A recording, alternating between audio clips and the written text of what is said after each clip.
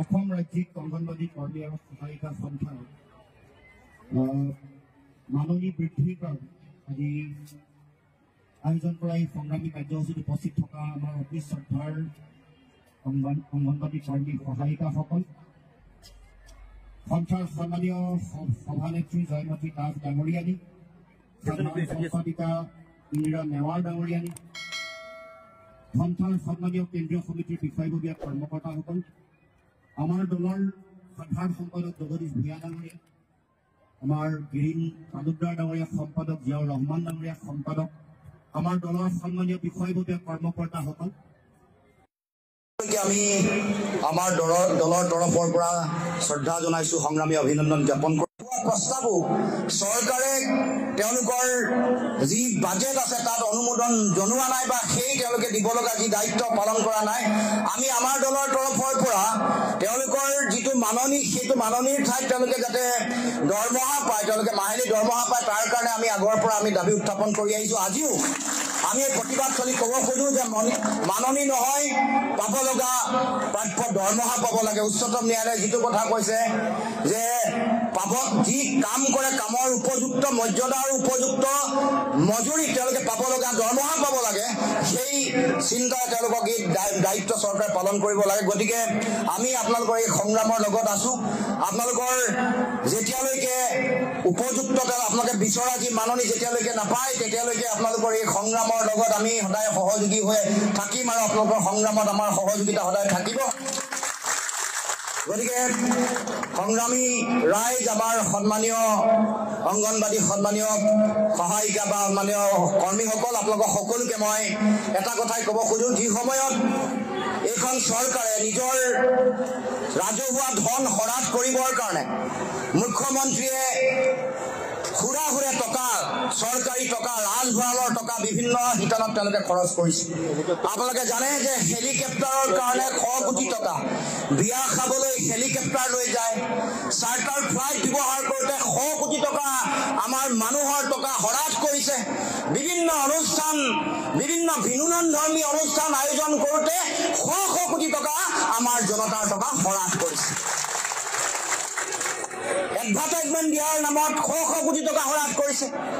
আপোনালোকে জনসংযোগত যদি RTI মানে দেখিব যে কিমান 100 কোটি টকা, 1000 কোটি টকা তেওঁলোকে এনেকৈ এডভাৰটাইজমেণ্ট দিয়াৰ নামতে তেওঁলোকে উলিয়াই পঠাইছে। কিন্তু আমাৰ যিসকল সমাজৰ যিসকল মূল কাম কাজৰ লগত জড়িত হৈ থকা অংগনবাদী কৰ্মী বা সহায়িকা, ইয়াত আপোনালোকৰ কাষতে NHMৰ যিসকল কৰ্মচাৰী, তেওঁলোকে নিজৰ প্ৰাপ্য অধিকাৰৰ কাৰণে সংগ্ৰাম কৰি আছে। এফালেদি আমাৰ পলিটেকনিক আৰু ইঞ্জিনিয়াৰিঙৰ শিক্ষকসকলক তেওঁলোকে প্ৰতিষ্ঠা কালৰে পৰা সেৱা আগবঢ়াই থকাৰ পাছতো তেওঁলোকে হঠাৎ 8 বছৰৰ পিছত তেওঁলোকক খেদাই দিছে। এই যে অগণতান্ত্ৰিক যিটো চিন্তা, আমাৰ ৰাইজক নিজৰ অধিকাৰ দিয়াৰ কাৰণে তেওঁলোকে যিটো দায়িত্ব পালন কৰিব লাগে, গণতান্ত্ৰিক যিটো দায়িত্ব পালন নকৰি কেৱল মাত্ৰ ভোগ বিলাস আনন্দত মত্ত হৈ ৰাজহুৱা ধন তেওঁলোকে যে হ্ৰাস কৰিছে, এই কথা ইতিমধ্যে সকলোৱে দেখিবলৈ পাইছে। গতিকে এই কথাৰ প্ৰতিবাদ হ'ব লাগিব। এই যিটো তেওঁলোকৰ দৃষ্টিভংগী, যি অসমতা তেওঁলোকৰ গোটেই সমগ্ৰ কথা বতৰা আৰু কাম কাজত তেওঁলোকে আমাৰ যিসকল কৰ্মচাৰী আছে তেওঁলোকক তেওঁলোকে প্ৰাপ্য অধিকাৰ নিদিয়ে, কিন্তু তেওঁলোকৰ নিজৰ স্বাৰ্থত ভোট কিনিবৰ কাৰণে তেওঁলোকে বিভিন্ন টকা পইচা তেওঁলোকে বিতৰণ কৰি থাকে। গতিকে আমি আপোনালোকৰ এই সংগ্ৰামৰ লগত আছো। আপোনালোকৰ ন্যায্য অধিকাৰ যেতিয়ালৈকে পাব লগা অধিকাৰ যেতিয়ালৈকে নাপায়, সেই সংগ্ৰামত আপোনালোকৰ সদায় সহযোগী হৈ থাকিম, এই প্ৰতিশ্ৰুতি দি মই মোৰ বক্তব্য সামৰি মাৰিছো। ধন্যবাদ, অভিনন্দন জ্ঞাপন কৰোঁ। প্ৰস্তাৱো চৰকাৰে তেওঁলোকৰ যি বাজেট আছে তাত অনুমোদন জনোৱা নাই বা সেই তেওঁলোকে দিব লগা যি দায়িত্ব পালন কৰা নাই। আমি আমাৰ দলৰ তৰফৰ পৰা তেওঁলোকৰ যিটো মাননী, সেইটো মাননীৰ ঠাইত তেওঁলোকে যাতে দৰমহা পায়, তেওঁলোকে মাহিলী দৰমহা পায়, তাৰ কাৰণে আমি আগৰ পৰা আমি দাবী উত্থাপন কৰি আহিছো। আজিও আমি এই প্ৰতিবাদস্থলী ক'ব খোজো যে মাননী নহয়, পাব লগা প্ৰাপ্য দৰমহা পাব লাগে। উচ্চতম ন্যায়ালয়ে যিটো কথা কৈছে যে পাব, যি কাম কৰে কামৰ উপযুক্ত মৰ্যাদা আৰু উপযুক্ত মজুৰি তেওঁলোকে পাব লগা দৰমহা পাব লাগে, সেই চিন্তাৰে তেওঁলোকক এই দায়িত্ব চৰকাৰে পালন কৰিব লাগে। গতিকে আমি আপোনালোকৰ এই সংগ্ৰামৰ লগত আছো। আপোনালোকৰ যেতিয়ালৈকে উপযুক্ত আপোনালোকে বিচৰা যি মাননি যেতিয়ালৈকে নাপায় তেতিয়ালৈকে আপোনালোকৰ এই সংগ্ৰামৰ লগত আমি সদায় সহযোগী হৈ থাকিম আৰু আপোনালোকৰ সংগ্ৰামত আমাৰ সহযোগিতা সদায় থাকিব।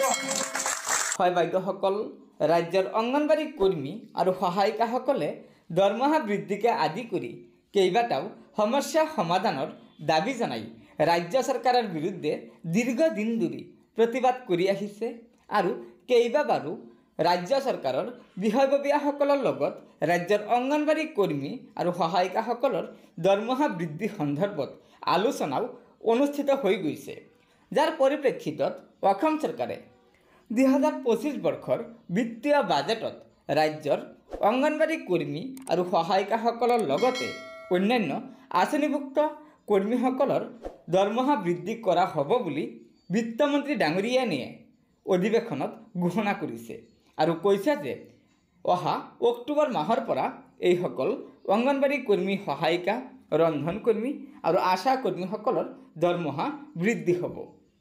যদিও ৰাজ্য চৰকাৰে অংগনবাড়ী কৰ্মী, সহায়িকাসকলৰ দৰমহা বৃদ্ধিৰ ওপৰত ঘোষণা কৰিছে, তথাপিতো কিমান বৃদ্ধি কৰিব সেই সন্দৰ্ভত কোনো স্পষ্টীকৰণ দিয়া নাই বিত্তমন্ত্ৰী ডাঙৰীয়ানীয়ে।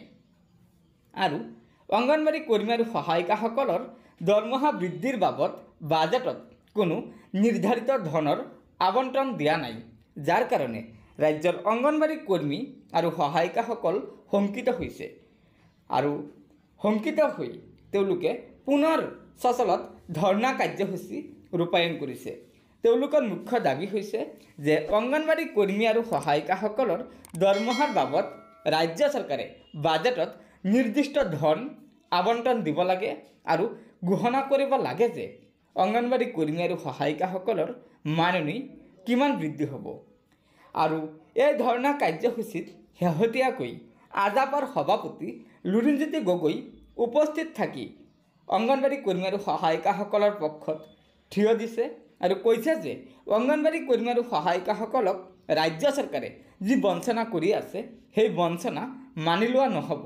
সেয়েহে লুৰিণজ্যোতি গগৈয়ে অসম চৰকাৰক দাবী জনাইছে যে অতি শীঘ্ৰে ৰাজ্যৰ অংগনবাড়ী কৰ্মী আৰু সহায়িকাসকলৰ দৰমহা বৃদ্ধিকে আদি কৰি যিসমূহ সমস্যা আছে সেই সমস্যাসমূহ অতি শীঘ্ৰে সমাধান কৰিব লাগে, অন্যথা ৰাজ্যত ভয়াৱহ আন্দোলন গঢ়ি তোলা হ'ব বুলি লুৰিণজ্যোতি গগৈয়ে উল্লেখ কৰিছে।